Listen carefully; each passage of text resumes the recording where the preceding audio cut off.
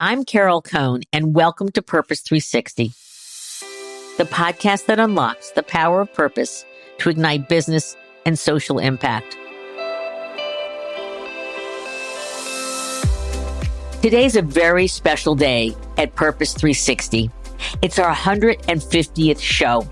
And for that milestone, we started in 2018. It seems like only yesterday, but it's been such an amazing journey to have leaders such as Paul Pullman on the show, Alan Murray from Fortune Media. We've had authors, we've had not-for-profits, we have had special people that have changed the world through their personal purpose.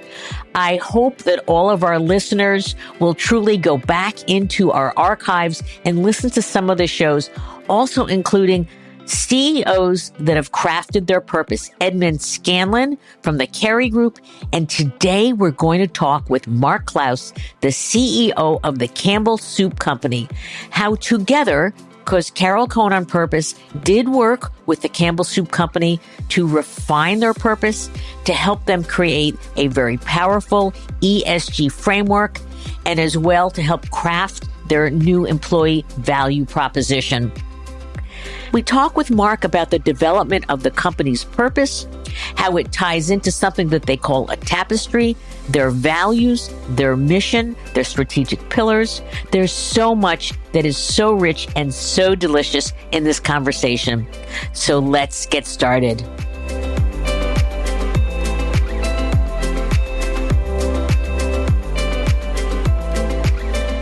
Welcome to the show, Mark. Oh, what an honor to be here on your 150th show. I think appropriate for a company that's been around over 150 years. So we've got a little bit of that in common. Oh, thank you. Thank you. So, Mark, for our listeners, I mean, you have a storied career, including being in the military. And I love the fact that you are a helicopter pilot. And then you've been in amazing companies. So can you share a bit of your background and your journey to how you became CEO at the Campbell Soup Company? I often start this tale a little bit with, if you saw Mark Clouse on paper in 1985, I'm not sure you would have been predicting this outcome. But I will say that's a little bit of been the hallmark of, I think, of my journey, which has been this wonderful winding trail through a variety of different paths, with just the lucky to have run into so many wonderful teachers and leaders along the way.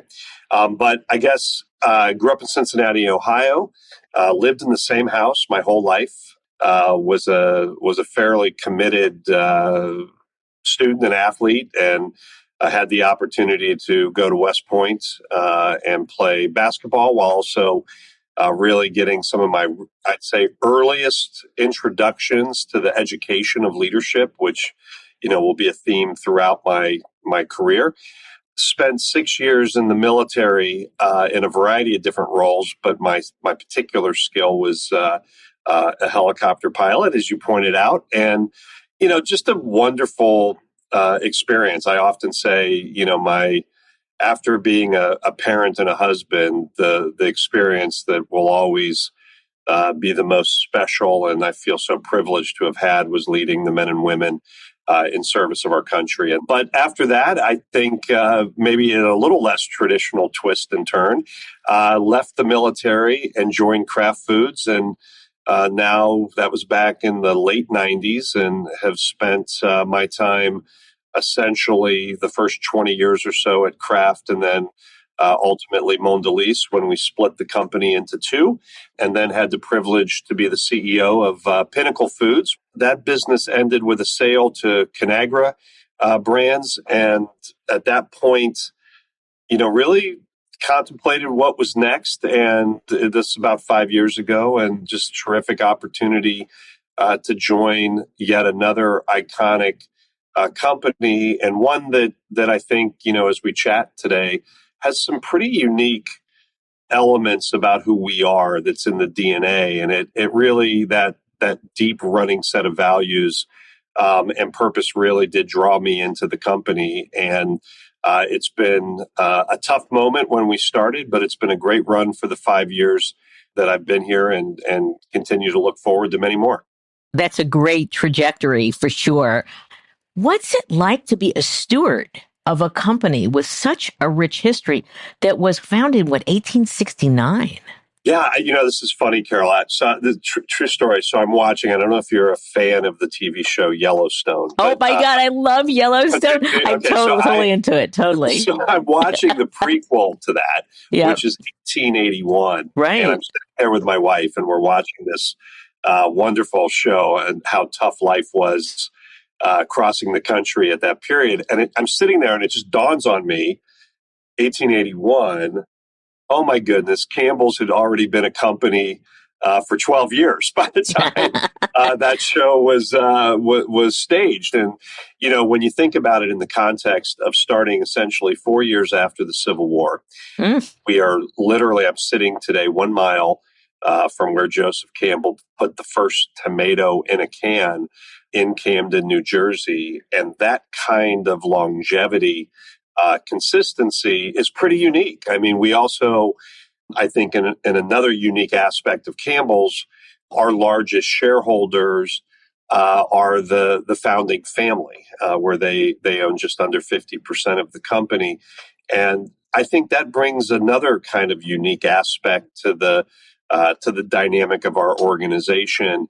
And really a lot, as I said earlier, which attracted me to the company was this fabric of the nation, a collection of brands, and a company who I believe have one of the richest histories of real community and company engagement. That was something that arguably, as great as all the companies I've had the privilege to work for, is pretty special when you talk about Campbell. It is special. So let's turn to purpose, because early on, in your leadership, you felt that purpose needed to be refreshed. I mean, Campbell had a purpose, but was it current for today? Was it current for the vision that you had?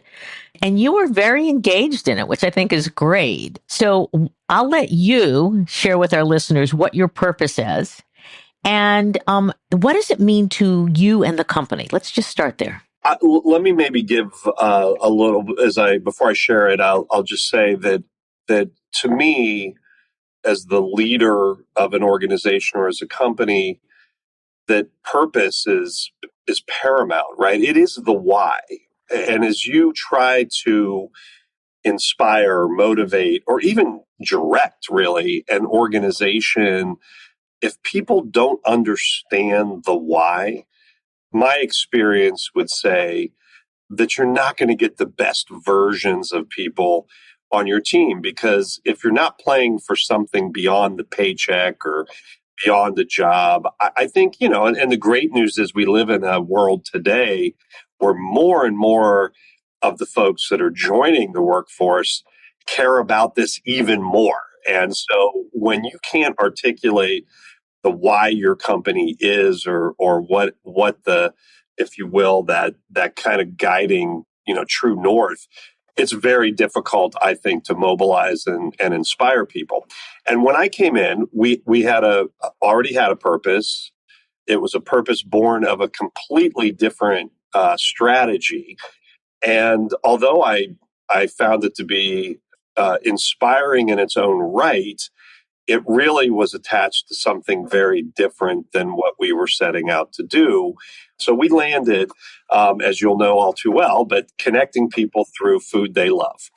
To me, what is a little bit of the magic of Campbell's is that when you think about our company, we bring people to every occasion that we're in, whether it's dinner, whether it's snacking, although, we may snack on our own a little bit here and there. But the fundamental promise or premise of why we do what we do is really about connecting people. And we happen to do that through food and food that they love. And as we went through this journey together, there were a lot of great elements of our company that we could draw upon. But I will say I do like a purpose that I can't just drop any company name into and they live into it. And as you know, I think we wrestled with a lot of things that might be true of the food industry.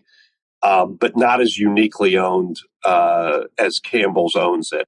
I remember, Mark, that we were really deliberating about connecting people. Was it to food? And you went, no, it's through food. It's those moments where people, family, friends, individuals, you connect together.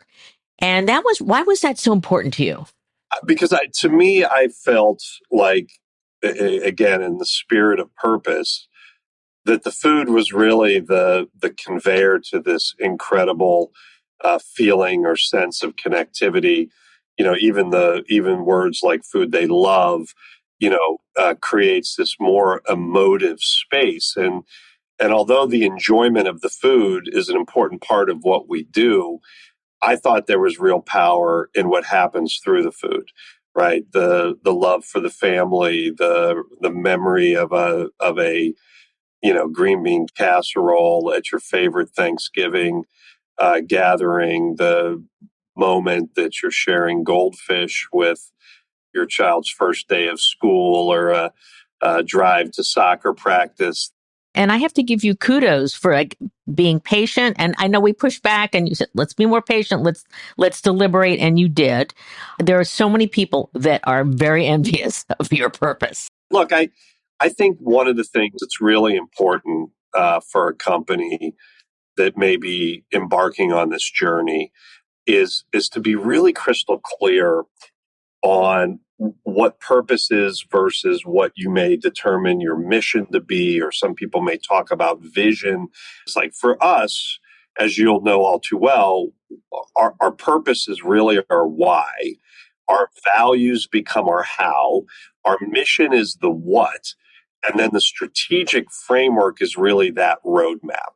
And look, I think you guys do a great job of coaching organizations through that. But that, I think, is really important for a company or a team that's embarking on the journey.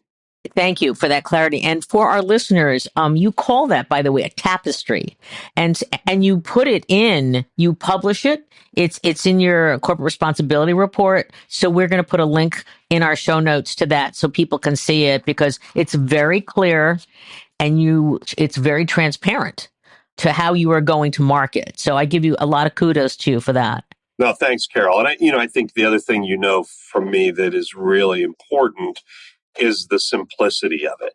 What I would challenge everybody as they go through this journey, and this is a little bit of a throwback of gratitude to my time in the military, but simplicity really matters, right? You want everybody in your organization, for us from the floor of the plant, sales rep out on the street, to the executive team that's here in Camden, to be able to articulate, to repeat, to understand those. It's a lot easier to write 3 pages to explain your purpose than it is to get it down to one crisp statement.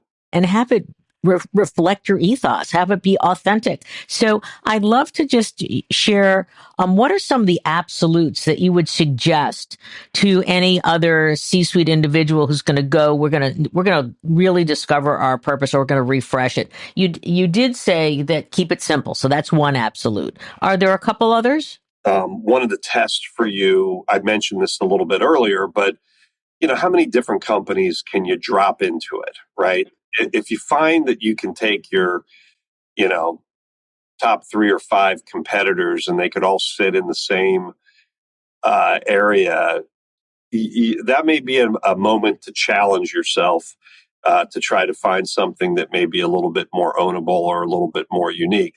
And then, this one of the things that I think is so tricky about these journeys is how you balance the input and the engagement of your organization while recognizing that when you try to be something for everyone, you can wordsmith these things to death. And I've been part of that, where you end up, all right, well, we'll leave that word in and that word in, and then you all of a sudden have created something that maybe isn't what it could have been. And so, be brave enough that at some point as a leader, you may have to sit down with it in a room and say, okay, this is it. Time to make the call. This is where we're going, and this is the way we're going to do it. And Don't shortcut the process by doing that too quickly, but be prepared at some point. You're not going to probably be able to group think your way to a great purpose. So let's turn to you've got your purpose now. It ties through your tapestry to your values. Can you talk a little bit about the 5 C's? Because I know that, again, that was simplicity. Yeah. So the values was a little bit of, as I said, when I got here, we had a pretty, I would say, developed kind of framework for values. But arguably, the feedback that I got fairly consistently is, yes, we like the values, but boy, there's a lot of them. They're a little complicated. There were behaviors then that fell below.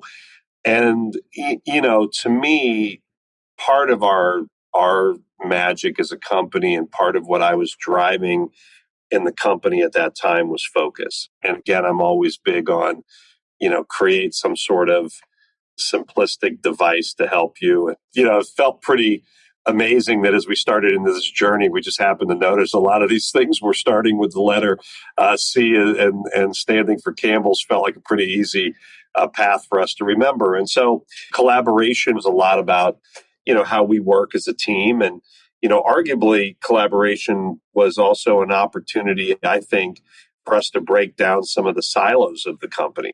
Really, the second one is character, which I think is very embedded in care in many ways. It's a little bit of the rationale for why that care is so important is because we bring this sense of character, and that's how I connect it to the most trusted company, right? So it's really, that constant position is one, if not the nation's most trusted food and beverage company, really comes from this idea that we do the right things, and that has been in place for 150 years. The next one I would argue maybe was missing from our quiver of values, which was competitiveness, and I think I am a big believer that you can have a strong orientation to winning and being competitive without losing those earlier values I talked about. Arguably, we were kind of the nice company, if you will. We were and there's nothing wrong with that. But let's win while we're doing that. And so absolutely. So that was the fourth one, and then the last one was creativity, which I think was a little bit of a mixed bag. I look at my at the Pepperidge Farm business and rich history of innovation and creativity, but maybe some opportunities on others. And so those 5 C's became really, kind of a simple way to organize the company around the how. And I love when a CEO looks at their purpose and really makes sure it fits authentically into what you've done in the past, but going forward. And that's your commitment to Camden, another C. Campbell has an extreme commitment to Camden. And so can you talk about a little bit of the past, but you've got this new program called Full Futures. And I know that you're very excited about that. This is a big area of passion for me. And let me, if you indulge me for a second, let me take a little bit of a step back here. I truly believe that the future of our country and probably more globally in nature, that the path forward to address some of these systemic issues that we see, things like hunger and education, social issues, that the path forward in succeeding and once and for all addressing those areas will require, in my mind, a combination of both the community, government, and corporate. And I think the demand on us as corporations to be better corporate and community systems partners has never been higher than it is right now. And I think that is a great thing. And what's so powerful about our story with Camden is that I really do truly believe, and this, well predates my arrival, but it is a blueprint what good should look like in corporate responsibility as it relates to really partnering with the community. at the heart of it is this idea of real legacy for a company. And I think of legacy as something that otherwise would not have happened if we were not here. So what can I point at that would not have been accomplished or could not have been done without us here? And that requires you to really partner in a way beyond just funding, but how we share our capabilities, how we commit over longer horizons, how we connect and understand what the community's challenges or opportunities are, and then find a way that we can collectively work together.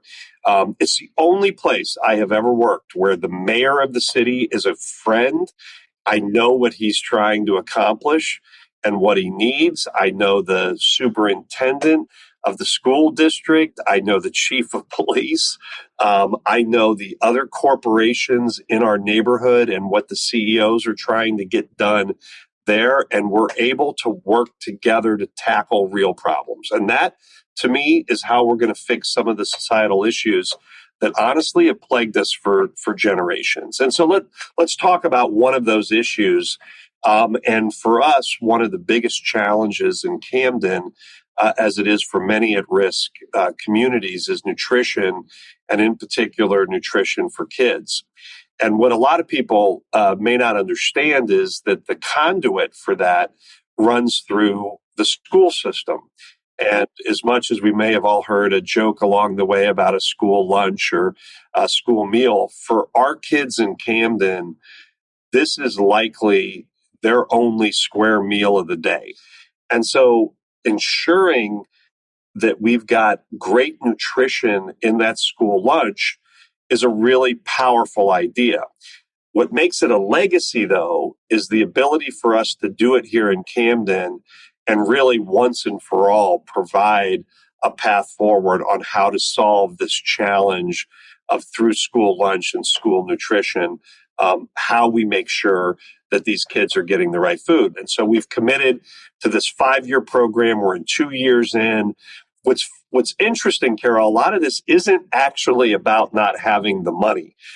In many cases, it's about the know-how for procurement, or what's the right technology to have in the school that can prepare better meals, how to engage or involve your kids to help understand menu selection. And so all of these elements are part of our Full Futures program that we've been working to refine in Camden and then see this traveling to other communities. It's a little bit of a longer story, but it is, to me, an example of the difference between writing a check and handing it to the school district and truly partnering with them to solve a problem. And it's bringing the core capabilities and competencies from Campbell into that market. So I love, for example, cafeteria equipment, expanded meal programs, nutrition education, menu reformulation, which I really like, and sourcing more local fresh produce. And I'm sure that you also have a massive volunteerism program where you've got your colleagues, hands-on, as you are hands-on. Very much so. And so, we just had what we refer to as our Campbell Cares weeks, where we really push everybody to take advantage. We don't just do it on one day. I've done that in the past, and we're looking for 100% participation. So, we'll give flexibility to people to do it over the course of a week. What's exciting to me about Camden, again, different than I've seen in a lot of places, is our employees will go out and work in these community areas or programs, and they love it, and they end up going back and doing it on a regular basis. So, Mark, I know that your purpose is a strategic guide to, we've talked about your community engagement, and we've talked about how you tie into values and behaviors. We understand that you are developing a new employee value proposition from this.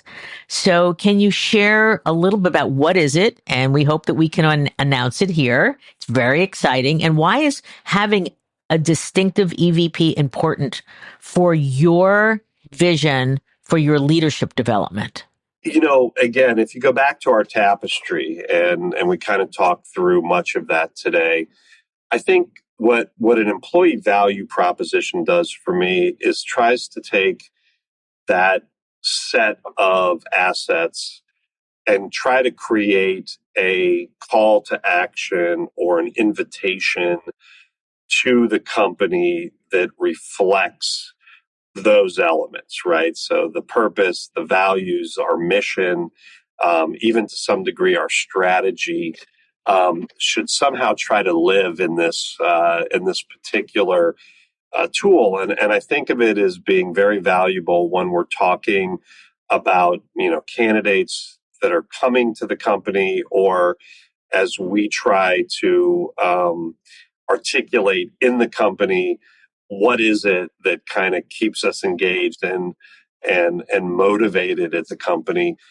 And so where we've landed is make history with Campbell as this kind of, I think, very interesting and unique nod to the history while leaning forward to the new history. And I think we are one of those, because of the age of the company and the special place that we kind of hold as this 150 plus year old company, but also with a strong statement of movement beyond that. So we're not a company that's living in our history. We're actually trying to make that next chapter of history. As we begin to unfortunately get to the end of this segment, you also have a very focused approach in your ESG pillars. And again, through the work that we did together with I think it was 14 of your subject matter experts. So it was a lot of discussion and consensus building and arguments, and also ultimately great outcomes. There were 4 pillars developed: trusted food, vibrant communities, thriving people, and healthy environment. Why is it important to have these pillars to, again, bring your purpose to life and to focus people's approach to your business? I think of this as really much of the evidence of our ability to kind of not just talk the talk, but actually walk the walk. And, I think the way we've framed it is really the areas where we see our biggest opportunity to contribute. We were very thoughtful about going through our ESG strategy, determining what we're going to lead on, what might we be a follower on, because we may not be the best to kind of crack the code, but boy, we want to be there quickly as people do. And really kind of built this collective view of it. And it's actually now part of how we incent our organization. So we've incorporated as a scorecard that we look at, and then we use it as a multiplier to our rating, if you will, as a company based on how we perform against that. And so it's really mobilized the company in the right way. And again, this is not doing things to just feel good about doing them. It's doing things that are good for the planet and good for our communities, good for our consumers, but it's also good business. All of these things, to me, it is, as much as we do them and feel proud of doing the right thing, they're also the right thing for the business. And where these things may run in tension with one another, we're very thoughtful about that and spend a great deal of time understanding, are we thinking about these the right way through the lens of both responsibility, but also ultimately creating shareholder value, which we recognize very much at the forefront of our responsibility. Thank you for that. One area before we close is about accountability. And I know that you are very strong on accountability, and your I&D work, your inclusion and diversity work, which is part of your thriving people pillar, that we see that every salaried employee has performance objectives related to I&D and values. And so why was it important to build that accountability into the system? I think I&D is an area that many of us, I think, as leaders have been on a bit of a journey on, these last several years. When we started to tackle I&D, we tried to go at it in a slightly different way, where we said, okay, how would we attack other business problems in the company? How would we go about solving other, structural business issues that we might have? And that was the lens we applied to I&D. And so as we did that, we built out what I believe to be a very robust, granular strategy and plan that has key deliverables that we can measure and track. And our goals that exist within our teams are one of those areas. And just like we would any other turnaround on a business, if you don't have that ability to track progress or to really drive accountability through your organization, then it just becomes a bunch of grand gestures or big targets. Briefly on AI, you've been using a little bit of AI to look into trends of consumer taste, and you've created some new products from that. AI is, of course, a little bit in my mind of this next big frontier that we're about to enter in. And I truly do think it is a game-changing technology that will touch every aspect of what we do and how we do it. I also think it has a lot of complexity. So governing it within the company has been a big priority for us in ensuring that we're doing it the right way, but we're not going to sit on the sidelines. So we've been in the game and learning and playing. And one of the first places we really deployed, a version of artificial intelligence was really to help us synthesize the many, many data streams that we had coming into the company. And so we built this engine that takes all of our consumer insights, many of our social media feeds or online monitoring, all things we were doing individually, and brings them together with an interface that enables kind of productive learning as we get into better precision on picking the next trend in flavors or recipes. So some of the things that we've done on flavor varieties for chunky soup, or even limited time offers on goldfish, we've been utilizing the technology, looking at where new product trends could go. Very much, I think, a tool that has found its way into all of our brand teams, our consumer research, a variety of different places. And I really do see it to some degree as a bit of the tip of the iceberg. I think there's a lot more out there that we're going to see find its way into, like I said, just about every aspect of how we do business. I always like to give the last word to my guest, and you have been amazing because you've been very, very candid and I would say fairly intimate in terms of your passion and your commitment and how you see the future and how you are shoulder to shoulder with your colleagues. So the last comment to you, Mark. Well, thank you, Carol, for having me. I feel very honored to be. Oh, it's mine. It's mine. 150th episode.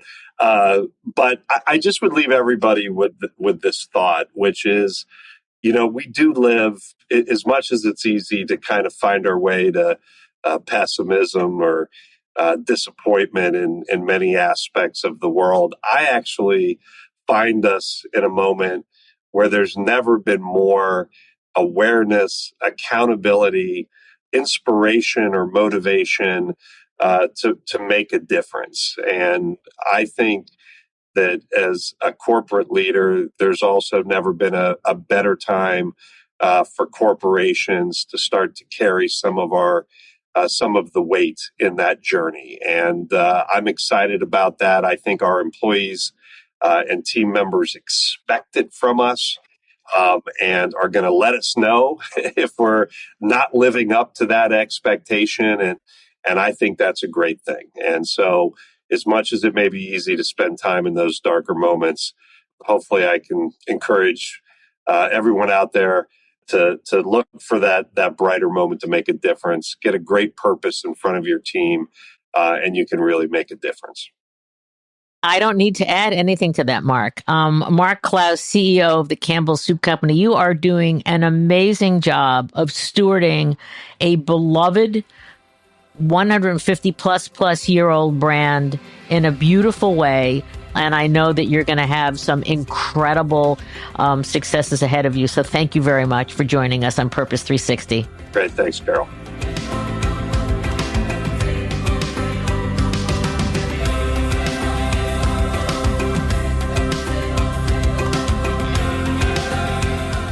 This podcast was brought to you by some amazing people, and I'd love to thank them. Ann Hundertmark and Kristen Kenny at Carol Cone on Purpose, Pete Wright and Andy Nelson, our crack production team at True Story FM, and you, our listener. You know, we love hearing from you, so please give us feedback. Let us know names of people you'd like to hear on a future episode. How about some new questions to ask? And also, please rate and rank us, because we really want to be as high as possible as one of the top business podcasts available, so that we can continue exploring together the importance and the activation of authentic purpose. We all know every company, every brand, every not-for-profit must define their purpose, refine it, and activate it, and evolve it over time so it has the greatest impact on business, growth, and society. And by listening to these episodes and sharing them with your colleagues and talking about them, I want to inspire you to have an amazing answer to this question: what is the power of your purpose? Thanks so much for listening.